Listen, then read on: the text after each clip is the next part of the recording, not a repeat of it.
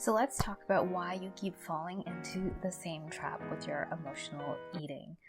So it's the new year, there's tons of diets, everyone gets back on the wagon, but why is this happening? So let's dive in. If you're new here, welcome. My name is Michelle. I'm a certified holistic nutritionist specializing in emotional eating. And so this time of year, there are a lot of people, jumping back into healthy habits and wanting to create change. And they've been derailed over the holidays the last month with emotional eating, overeating, indulging. Maybe there's been a lot of fear and there's been a lot of triggers. And so we're back at it in January trying to fix the problem. And so it's not just the past month has been an issue. I'm sure if you look back, there have been periods in your life where you yo-yo. You find a new diet, you find a new way that might temporarily help your emotional eating. You can willpower, and then you fall back into your old habits. And if this has been a cycle for years and decades, it's time to really wake up and see that it's not about willpower. It's not about the diets. It's not about creating a new habit. Something more is going on here. We're using the wrong tools and the wrong strategies to look at an issue that goes deeper than this. So emotional eating is a coping mechanism.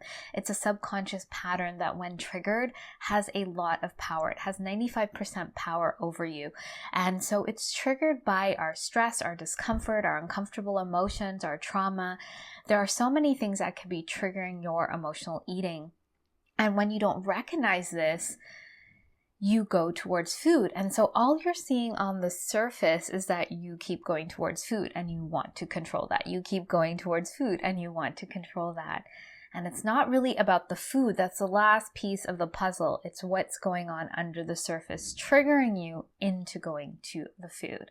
And so this can seem like, because this pattern is happening subconsciously, we're not seeing the bigger picture under the surface. That's why it's subconscious. We don't recognize what we really need to do. We need to get sick and tired of having to do the diets and the willpower and recognize that they don't last. They're not sustainable. They're not the thing that's going to help us. And if we can recognize it's not really about the food, so food is a piece of the puzzle, but it's not the deeper root issue of what's going on with your emotional eating. Once you can realize that, then we can get to work. You can start seeing there's so much more going on. Because even in the word emotional eating, emotions are a big part of this puzzle. And so when we have emotions and we are having these uncomfortable emotions pop up, that is triggering our emotional eating.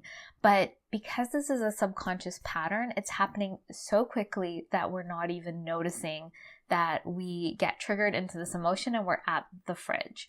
Or we might be at the end of our binge and realize, oh, I've grabbed all that. I just have been watching myself, or I've been gathering all this food, or I've overeaten and I don't feel good, or I'm hiding, from everyone and just eating this food in sort of a panic mode. I'm having anxiety, I'm eating this food. And so we have to see that this is a coping mechanism. So we need different tools than diets or exercise plans or willpower. We need to go deeper. We need to go into the body where this pattern lives. And this pattern has been there for a really long time. It would have been created when you're very young in order to cope with the stress and discomfort because you didn't have that model to you by your parents or caregivers. They weren't able to show you how to be with emotions. Maybe they shamed you for having big emotions, or you felt you couldn't express yourself. You had to sort of do everything they wanted you to do, sort of people please.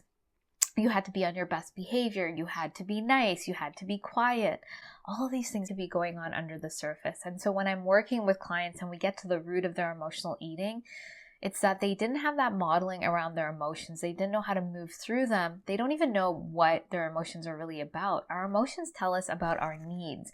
And so if we suppress them and we don't look at them, we don't know what we need. And if we're not taught how to, ask for what we need or to express our emotions, then we're missing out on a really important part of our life. And we're using food to go on top of it. And then we're thinking we're just chasing after, we're chasing after the love and acceptance and validation in a certain size body, or in finally controlling food, or finally looking a certain way, when it's so much deeper than this.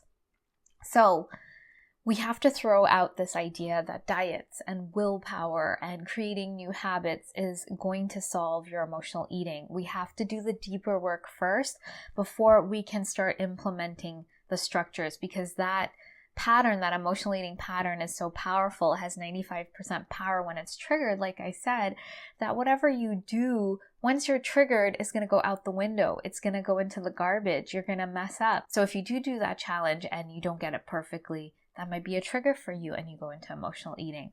Or you do the challenge and you don't get the result you want. That might be a trigger for you.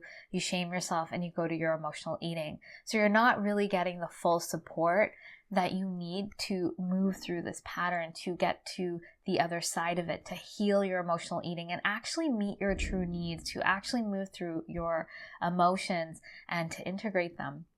So we need to recognize this, that we're falling into patterns. So I want you to take a moment and look back at your relationship with food. Has this just happened last year, the last 5 years? Going back to you being 11 years old, 8 years old. With my clients, this has been a long-standing pattern.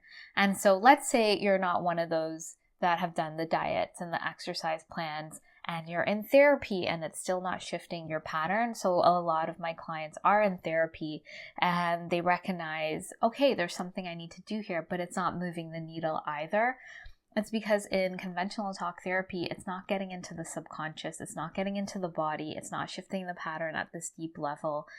And you're not also getting the tools to relate to food and your body and your emotions in a healthy way. You're just learning another coping strategy. So a lot of times in therapy, we switch out one coping mechanism for another.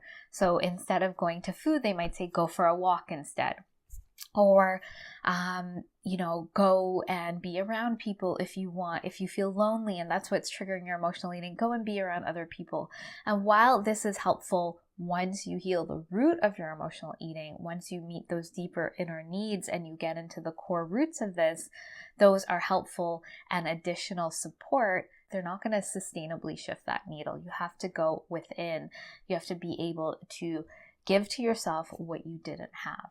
And so this starts with recognizing your pattern. So you have to be aware of, you have been emotionally eating and maybe you've tried all of these modalities, the diets, the exercise, even therapy, and you're really trying, but it's not moving the needle. And you have to start really looking at your pattern. We have to step-by-step approach this issue.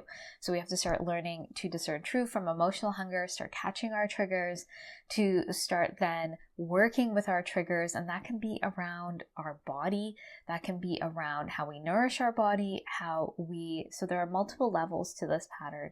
And so we need to really start recognizing truth from emotional hunger and when we're triggered into this pattern.